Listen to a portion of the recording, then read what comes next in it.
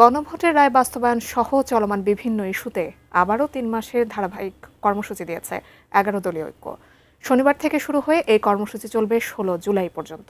দুপুরে রাজধানী মগবাজারে জামায়াতে ইসলামের কেন্দ্রীয় কার্যালয়ে ১১ দলের লিয়াজো কমিটির বৈঠকের পর সংবাদ সম্মেলনে এ কথা জানানো হয়। গণভোটের রায়ে সংবিধান সংস্কার পরিষদের শপথ নিতে সরকারকে বাধ্য করতে রাজপথে ধারাবাহিক কর্মসূচি পালন করছে বিরোধী জোটগুলো। তৃতীয় দফায় আন্দোলনের কর্মসূচি নির্ধারণে বৃহস্পতিবার রাজধানীর মগবাজারে জামায়াতে ইসলামীর কেন্দ্রীয় কার্যালয়ে বৈঠকে বসেন ১১ দলীয় ঐক্যের শীর্ষ নেতারা।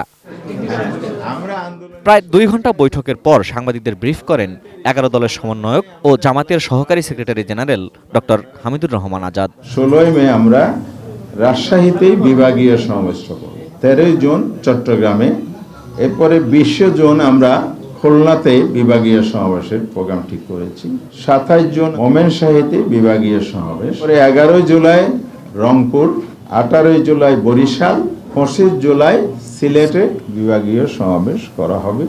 সরকারের সমালোচনা করে এই জামায়াত নেতা বলেন, ছলচাতুরির মাধ্যমে সংসদে সংবিধান সংশোধনীর বিল উত্থাপনের চেষ্টা করছে সরকার। অভিযোগ করেন ছাত্রলীগের শূন্যতা পূরণে সরকারি দলের ছাত্র সংগঠনকে ব্যবহার করার। পার্লামেন্টে চলচাতুরি করে, বিশেষ করে ক্ষমতার জোর, টোটাল মেজরিটির জোর, তারা এখন সংবিধান সংশোধনের প্রস্তাব আনার জন্য প্রক্রিয়া শুরু করেছে। আমরা আজকের এই প্রেস ব্রিফিংয়ের মাধ্যমে, আপনাদের মাধ্যমে এটার নিন্দা জানাচ্ছি, প্রতিবাদ জানাচ্ছি, দেশবাসীকে সজাগ করছি।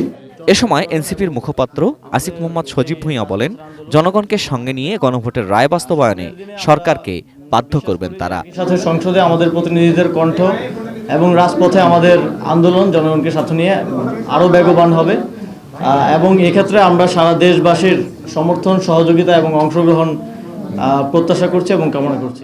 ৭টি বিভাগে ধারাবাহিক বিক্ষোভ সমাবেশের পর অক্টোবরে ঢাকায় মহাসমাবেশ করতে চায় ১১ দলীয় ঐক্য। কামনা করছি। সবাইকে ধন্যবাদ। আসসালামু আলাইকুম। Ferdous Rahman, ATN news, Dhaka.